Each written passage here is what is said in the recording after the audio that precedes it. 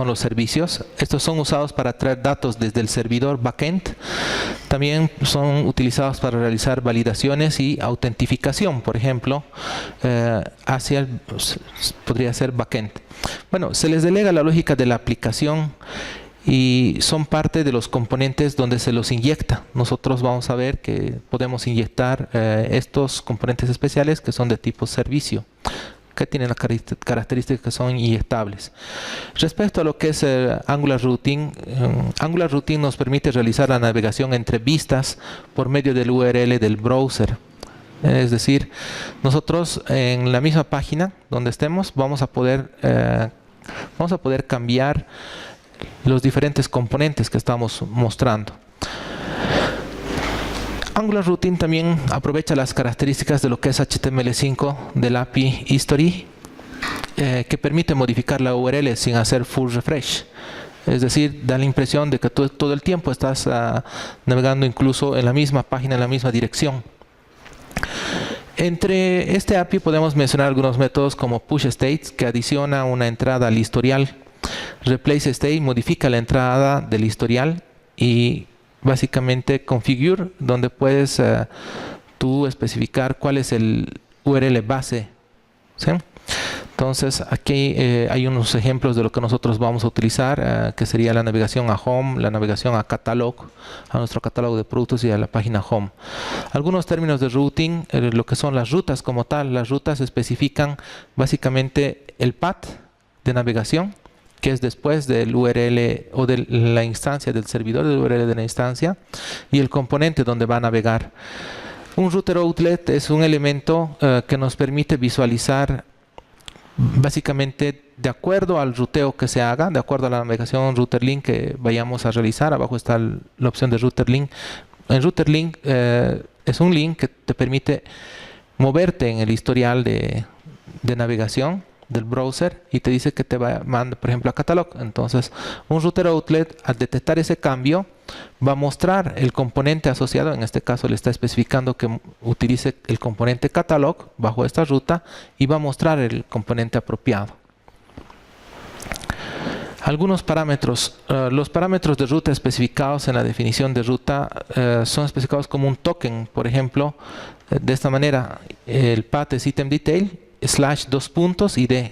Este 2.id sería en todo caso el token o el parámetro de la ruta, el path parameter. Aquí tenemos un ejemplito.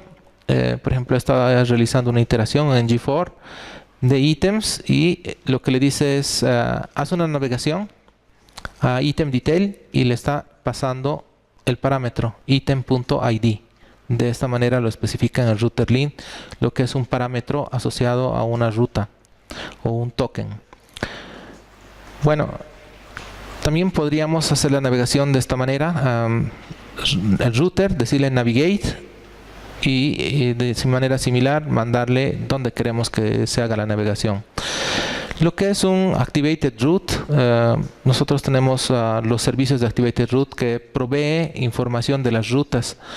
Básicamente el URL se entiende que sería un observable, los parámetros y los query parámetros, los parámetros del query también serían objetos observables. Siguiente, después de entender lo que son las rutas, el ruteo de Angular, nosotros es importante que aprendamos los conceptos de lo que son los formularios para interactuar con nuestro API REST. Nos permiten los formularios un mecanismo de ingreso de datos con cohesión, efectivo, convincente, y es bastante utilizado en sitios web y aplicaciones web, generalmente para iniciar sesión, para enviar información, hacer pedidos, reservar boletos, diferente tipo de lógica de negocio que al final interactúa con API REST. Angular soporta lo que es enlace de datos bidireccional, y ese enlace de datos bidireccional, o lo que se lo conoce como el binding de tipo banana in the box, la cajita y los paréntesis dentro, pues ese es el tipo de binding utilizado en los formularios para que exista una sincronización en lo que es el componente TypeScript con el template HTML. estén sincronizados. Nos ayuda también los formularios a que nosotros podamos manejar los errores que introduce el usuario y realizar una validación de los formularios como tal y manejar los errores. Entre los formularios tenemos que nosotros vamos a utilizar el tag form de HTML. Algunos elementos HTML comunes en los formularios son los input, donde hay muchas variaciones, tipo texto, tipo password, tipo submit, tipo radio, tipo checkbox, button, color, date, datetime, email, month, number y demás. Diferentes variaciones de lo que es el elemento input. Los text areas, los button, los select son los principales elementos que se utilizan en los formularios. Angular tiene dos tipos de templates. Uno de ellos es dos tipos de formularios. Uno de ellos es el dirigido por templates. Para esto usa la sintaxis de plantilla de Angular para construir un formulario usando los elementos del mismo formulario como tal. Esto vincula las directivas específicas de formularios de Angular con elementos de formularios. Entonces el vínculo es bidireccional y facilita el manejo de los formularios. Nosotros debemos definir un objeto JavaScript en nuestra clase y utilizar la directiva ngModel en los campos del formulario o el template para poder hacer este binding utilizando aquí está la simbología, el double square brackets y los paréntesis común, o por la forma bien conocido como banana en la caja, ¿no? Banana in the box.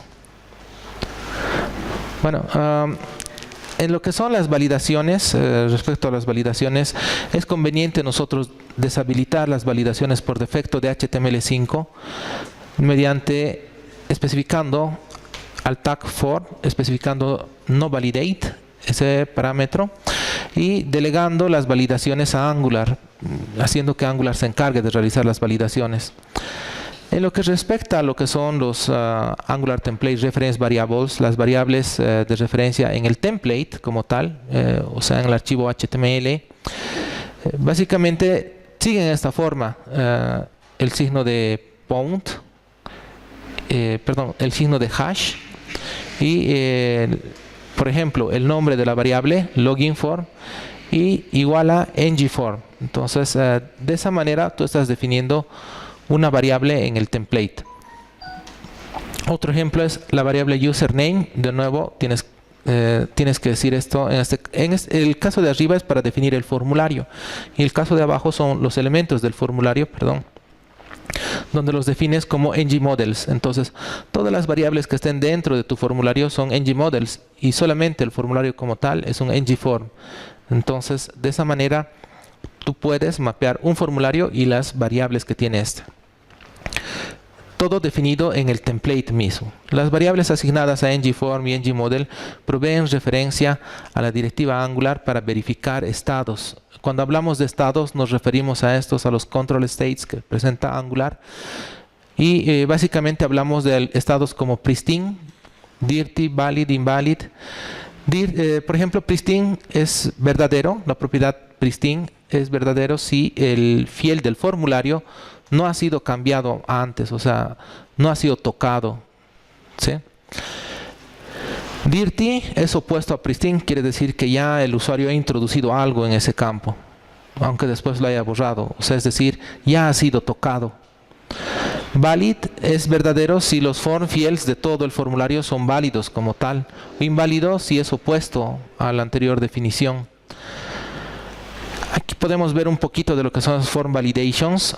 Por ejemplo, podríamos decir que un botón, el botón de submit, generalmente esto viene al final de un formulario, que el botón de submit esté deshabilitado, especificando la propiedad, haciendo un binding hacia la propiedad de este objeto, diciéndole que esté deshabilitado en caso de que login form, en este caso login form sería el template variable que hemos definido a nivel del formulario. Si ustedes recuerdan, esto de aquí sería, ¿no? Cuando definimos el formulario, habríamos dicho que su nombrecito va a ser login form, por ejemplo. Entonces, si ese login form.form.invalid, si es inválido, entonces está deshabilitado.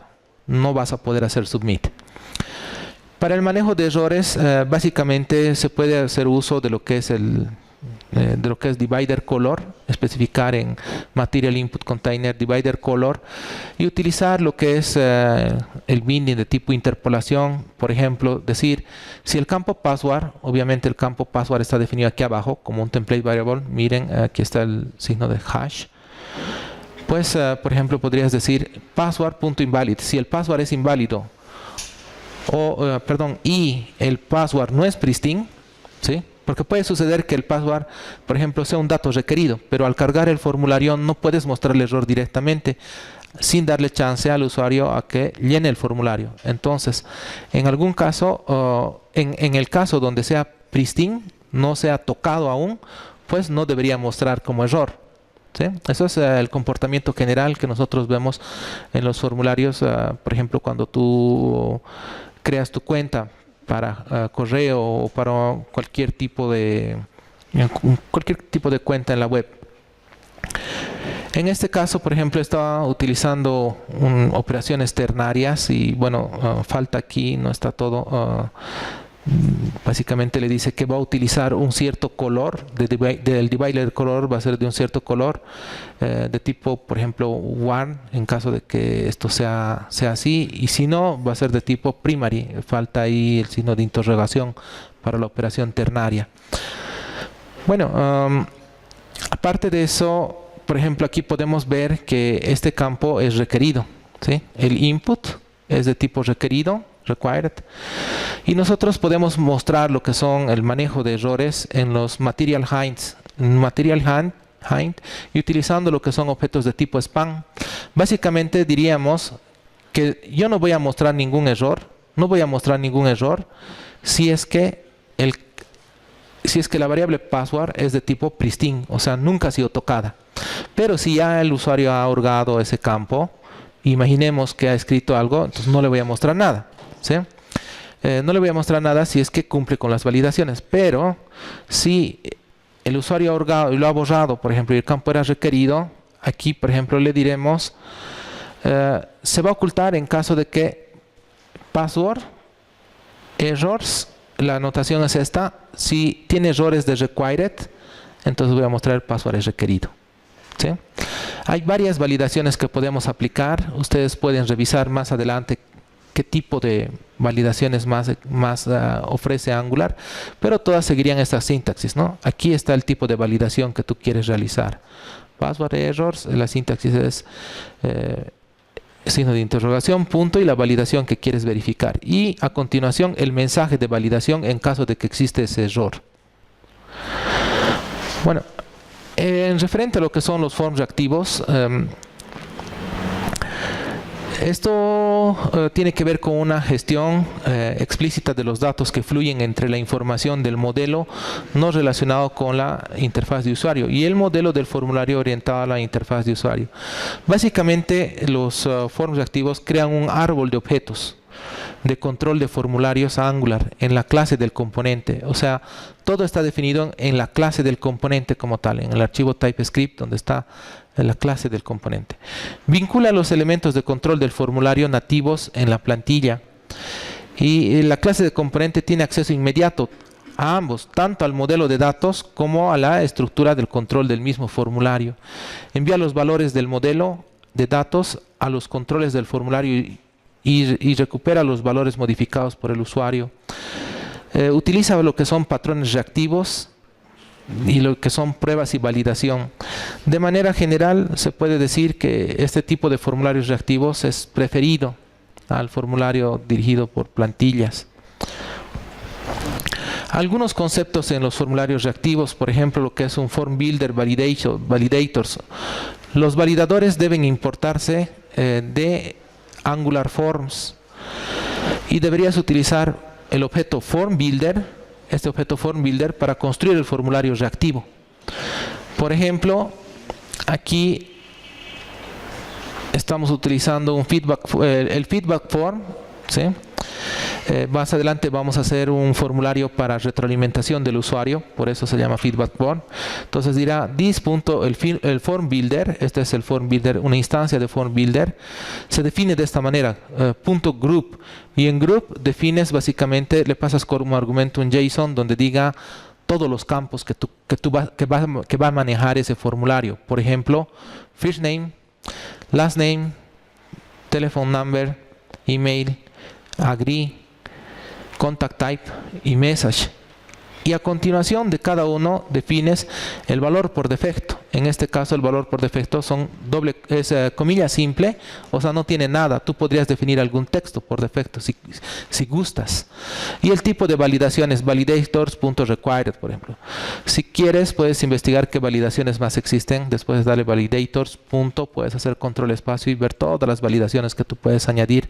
Total, se pueden añadir a forma de una lista, incluso definir todas las validaciones varias validaciones que apliquen sobre un mismo field. La mayoría aquí está definiendo simplemente que son campos requeridos y le está dando, por ejemplo, en este caso, el valor por defecto ninguno, none. Aquí le está dando el valor por defecto false. En el resto, vacío. De esa manera, tú defines los campos de un formulario reactivo. En lo que son los control properties del form, se puede inspeccionar cualquier valor dentro de un control de formulario y su propiedad es la siguiente. Básicamente tú podrías decir el formulario como tal, .get y el nombre de la propiedad y preguntar su estado, por ejemplo. También podrías hacer lo mismo para esta otra propiedad, telephone number, y preguntar, por ejemplo, si tiene el error required. ¿Sí? Ya no como los template driven forms utilizaban otra sintaxis porque eran las plantillas. Esto ya son en los componentes que tú vas realizando, en las clases como tal del componente. Básicamente algunas propiedades que tenemos son value, y value te va a dar el valor. ¿Sí? O sea, es decir, feedback form, la propiedad .value te dará el valor de ese formulario. .status te dirá si es válido, inválido, si está pendiente o está deshabilitado, básicamente. Y lo que es .pristine y .dirty ya se ha explicado a qué se refiere. El mismo concepto de pristine y dirty hace referencia a lo que es un touched y touched respectivamente. Tocado y no tocado, ¿verdad? Lo que son algunas clases de los formularios reactivos. Las clases que utilizamos al construir formularios reactivos son el form control como tal. Esta clase de form control posibilita el control individual de los formularios, el rastreo del valor que tienen y el estado de validación. El form group, ya hemos visto un ejemplo hace un instante, es un grupo de instancias de un form control donde se definen los fields del formulario. Abstract Control es una clase base abstracta para las clases de control de formulario y un form array es una matriz numérica indexada de instancias de Abstract Control.